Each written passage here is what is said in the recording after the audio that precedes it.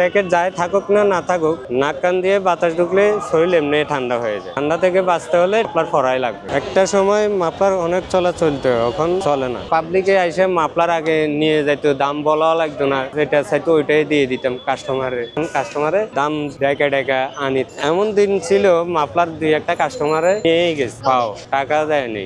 এখন আসে 10-15 জন মিলে, এই ছাড়া আর কেউ আসে না। মানুষে মাফলারই পরে না এখন। এমন অবস্থা, কাস্টমার এসে দেখাই চলে যায়, কোনো কিনে কোনো কিছু নাই, দাম শুনে চলে যায় আর আসেন, পিছন ফিরে তাকায় না।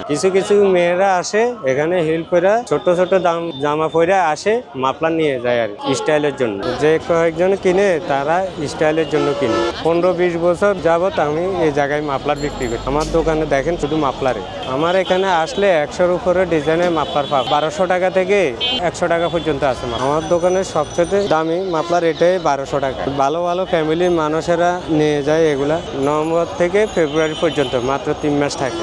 একটা সময় মাফলার মুখের মধ্যে বাইন্দা চুরি ডাকাতি করতো, এখন আর শীত হয়ে পড়ে না, এখন আর চুরি ডাকাতি করবো কিভাবে। এক সময় মানুষ ছিল, শৌখিন ছিল, মানুষ নেই মাফলার নেই, গিফট করার জন্য মাফলার কিনতো। এখন গিফট করার জন্য তো মাফলার কিনেই না, গার্লফ্রেন্ড বয়ফ্রেন্ডে নিয়ে আসছিল, তোর করে মাফলার পরাইতো, এখন আর পরায়। এখন গার্লফ্রেন্ডও নাই, মাফলারও নেয় না কেউ। আগে মায়েরা বাচ্চাদেরকে পরাইতো, এখন আর নাই, ঠান্ডা কমে গেছে এ কারণে এখন নেয় না। ঢাকায় তো শীত নাই, হালকা একটা সোয়েটার পরলে ওই শীতটা কেটে যায়, এরা মাফলার কিনেন।